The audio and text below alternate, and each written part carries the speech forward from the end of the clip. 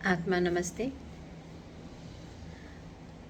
आज मैं अपना एक एक्सपीरियंस शेयर करना चाहूँगी एक बीमारी के बारे में, जो कुछ दिन से इस सिलसिले में मैं सुनते जा रही हूँ, देखते जा रही हूँ। हमारे कोई जान पहचान के व्यक्ति को हुआ है, बहुत ही करीबी जान पहचान के व्यक्ति हैं।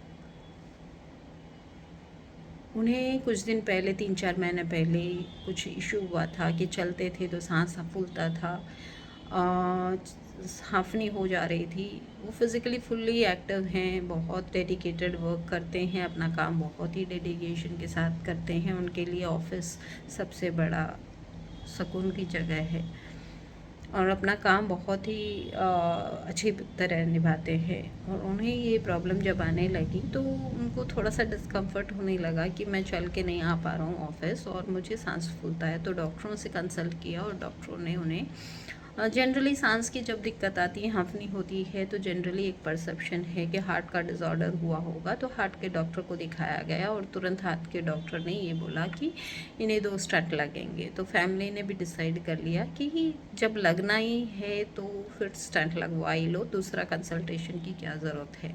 फिर भी दूसरे डॉक्टर से कंसल्ट हुआ, नसीब उनका अच्छा था कि उनको एक अच्छे डॉक्टर मिले और उन्होंने बोला तुमको हार्ट का प्रॉब्लम नहीं है, लंग्स का प्रॉब्लम है। और उन्होंने एक्सरे कराया और कुछ रिपोर्ट्स और टेस्ट कराए, जिसके तहत उन्होंने बोला ये मेरे हाथ का केस नहीं है, तुमको और ज़्यादा टेस्ट कराने होंगे और कुछ हायर डॉक्टर्स को कंसल्ट कर दिया। उसके बाद जो टेस्ट का सिलसिला चला है, 3 महीना होने जा रहा है इस बात को।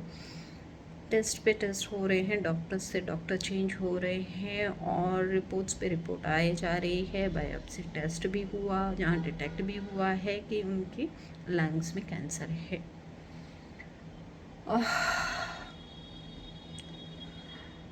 अब पेशेंट को ये नहीं है पता कि उसको कैंसर है, लेकिन उसको अभी ब्रीदिंग में प्रॉब्लम है। सर्दी खांसी की दवाइयाँ देके या कुछ इलाज करके थोड़ा बहुत उनको फ़ायदा हो रहा था। बीच में बुखार भी चढ़ रही थी, उसका जस्ट सिम्टोमेटिक इलाज हो रहा था। अब तो जब दूसरे डॉक्टर की कंसल्टेशन की बात हुई तो उन्होंने भी कुछ सेट ऑफ टेस्ट लिख दिए और वो सेट ऑफ टेस्ट करवाए गए।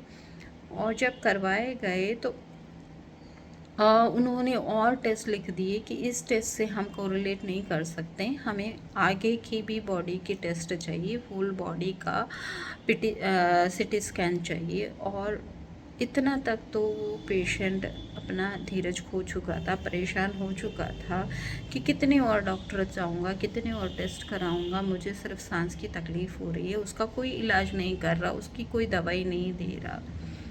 और वो लिटरली इरिटेटेड और फ्रस्ट्रेटेड हो गए थे। घर वाले भी कंसर्न थे उनके इलाज के लिए, उनके पास भी कोई इलाज नहीं था और कोई भी डॉक्टर कोई मेडिकेशन शुरू नहीं कर रहा था। ये 2 महीना तक चलता रहा। अल्टीमेटली उनको टाटा रिसर्च सेंटर भी ले गए। वहाँ का एक्सपीरियंस मुझे जनरली टाटा के नाम से ये है कि हाँ वहाँ की सर्विसेज अच्छी हैं, वहाँ सब कुछ अच्छा है, बट इतनी फॉर्मेलिटीज़ हैं कि अगर एक बीमार आदमी उस कंडीशन में जा रहा है तो वो उतनी फॉर्मेलिटीज़ करने में सक्षम नहीं होगा। करीबन 2-3 घंटा तो फॉर्मेलिटीज़ निभाने में ही चले गए, इस काउंटर से उस काउंटर, उस काउंटर से उस काउंटर। पेशेंट को भी बहुत ज़्यादा तकलीफ़ इधर से उधर करने में होती है। मतलब करीबन 10 काउंटरों को क्रॉस करने के बाद डॉक्टर की कंसल्टेशन मिली और उससे पहले उनको हाइट और वेट और सब कुछ नापने के लिए लाइन लगाना पड़ा, जो उनके लिए बहुत इरिटेशन क्रिएट कर रहा था। एसी का कंडीशन बहुत हाई था और जब बीमार होता है पेशेंट, उसको उसकी बॉडी टेम्परेचर ऐसे ही डाउन होती है, उसे बहुत ठंड लग रही है, कांप रहे थे। हम भी कोई कुछ नहीं कर पा रहे थे, मैं साथ ही थी। तो मैं उस सिस्टम को देख के समझ नहीं पा रही थी कि जिस कंडीशन में पेशेंट यहाँ आता है, ये सब करने के लायक होता है क्या? इतनी लाइंस, हर चीज़ के लिए लाइन, एक टोकन लेने के लिए लाइन, फिर टोकन जमा करने के लिए लाइन, फिर अपॉइंटमेंट लेने के लिए लाइन, फिर फीस देने के लिए अलग लाइन। फ़ीस दे दिया तो आपको कहाँ किस काउंटर पे जाना है उसके लिए अलग लाइन, और काउंटर पे चले गए तो अब आपको हाइट एंड वेट के लिए लाइन, और उस वहाँ हाइट एंड वेट के लिए आप चले गए तो खड़ा रखना ज़रूरी नहीं है, वहाँ भी पेशेंट को खड़ा रखा जाता है हर लाइन लगाने के लिए।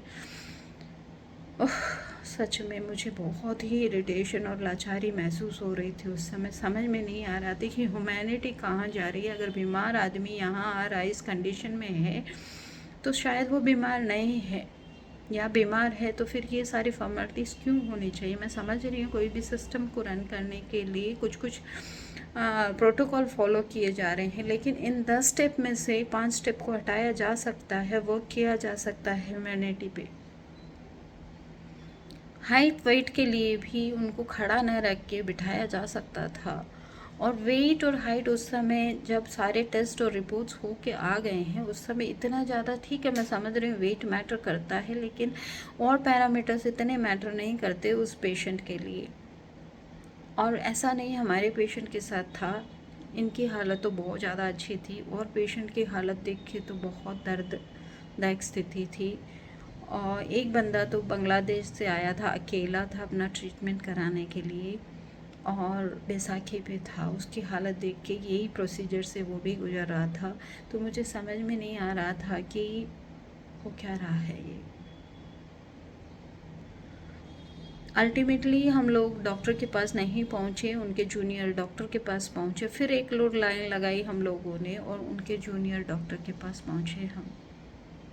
जूनियर डॉक्टर ने सारे रिपोर्ट्स देखे, जो कि पूरा बंच भर के रिपोर्ट्स था, टेस्ट था। जूनियर डॉक्टर 8-10 जन एक कमरे में बैठे थे, सब आपस में डिस्कस भी कर रहे थे, बात भी कर रहे थे। पता नहीं उन्होंने कितना फोकस होके इनका रिपोर्ट देखा और कितना समझ पाए।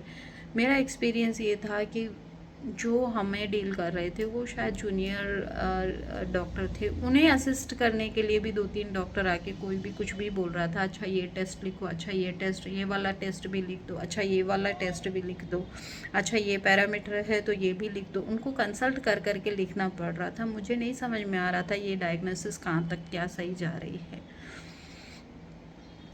तो उन्होंने ब्रेन एमआरआई लिखा, PT CT whole body CT scan लिखा, और भी कई तरह के टेस्ट लिख दिए थे। फिर ये रिपोर्ट गई जो सीनियर डॉक्टर हैं उनके पास। उन्होंने जो डॉक्टर जूनियर डॉक्टर्स ने जो लिख के दे दिया उसी चीज़ को देखा, और कुछ भी नहीं देखा। और उसके बिहाफ पे उन्होंने बोला और 4 टेस्ट कराने हैं। अब मतलब, और पेशेंट को इतना अनॉयड हो गया था कि ये क्या बेकार का हो रहा है, या इतनी दूर आके इतना कुछ करने के बाद फिर डॉक्टर बोल रहा है कि हमें और टेस्ट की करने की ज़रूरत पड़ रही है। तो क्या मेडिकल साइंस में कुछ डायग्नोसिस फिज़िकली नहीं कराया जाता? क्या बॉडी के सिम्टम्स को नहीं पढ़ाया जाता?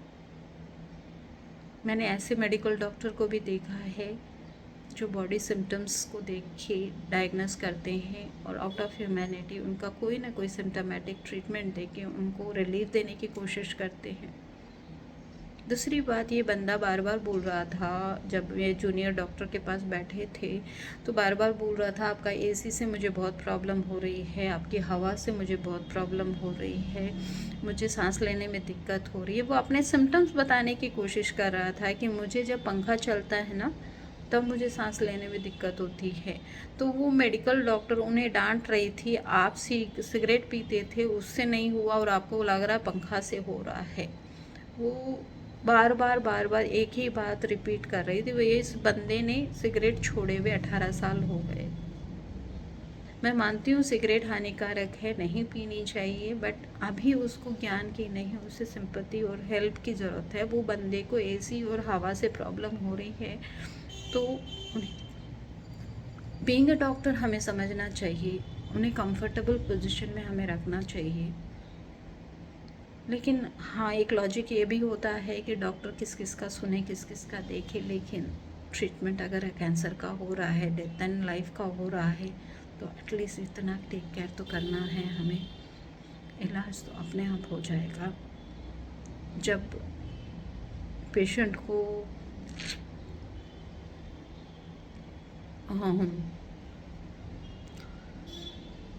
डॉक्टर पे विश्वास हो जाएगा।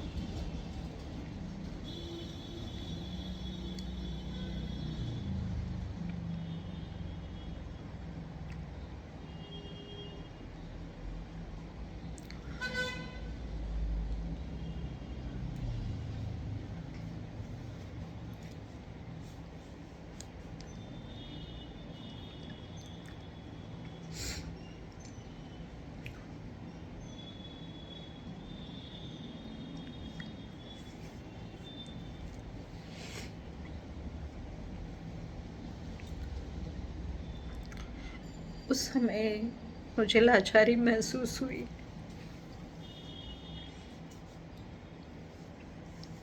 कि जिसके पास मेडिकल डिग्री है वो उसे हथियार के रूप में यूज़ कर सकता है, चाहे पेशेंट को हील करने में या फिर बिजनेस करने के लिए।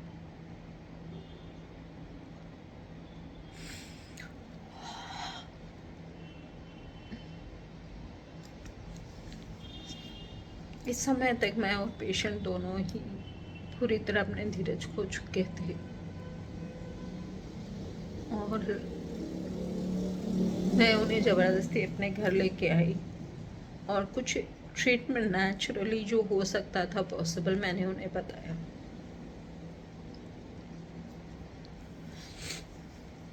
जैसे सिंपल उनको सांस में दिक्कत हो रही थी, चेस्ट में कफ जमा हुआ था और ब्रीथ करने में इजी नहीं लग रहा था, बाकी सब कुछ ठीक था। तो मैंने सिंपल उनको एक गुड़ का हलवा खाने को बोला। जो गुड़ की प्रॉपर्टी होती है आपको लंग्स को क्लियर करता है। ये हमारे पुराने नुस्खे हैं जो हमें मदद करते हैं। कुछ ब्रीदिंग एक्सरसाइज बताया उनको और कुछ पॉइंट्स लगाए मैंने उनको, एक्यूप्रेशर पॉइंट्स, और कुछ साउंड हीलिंग थेरेपी उनको दी मैंने 5 से 10 मिनट तक, और उनके बेटे को समझाया कि ये उसको कंटिन्यू करे। घर जाके बेटे ने कंटिन्यू किया और बहुत दिन बाद उनका खांसी जो रात को सोते ही आती थी वो बंद हो गई थी।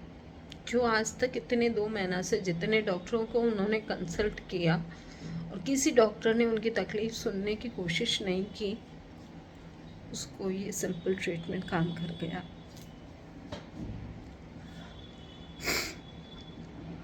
पेशेंट बहुत खुश था कि मुझे रात भर नींद आई, खांसी बिल्कुल नहीं आई, बहुत हल्का महसूस कर रहे हैं। इस बात को 1 महीना हो गया है।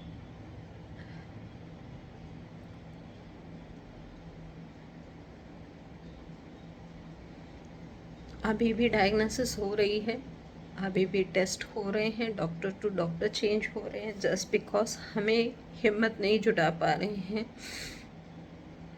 रिस्पॉन्सिबिलिटी लेने के लिए कि जो होगा देखा जाएगा।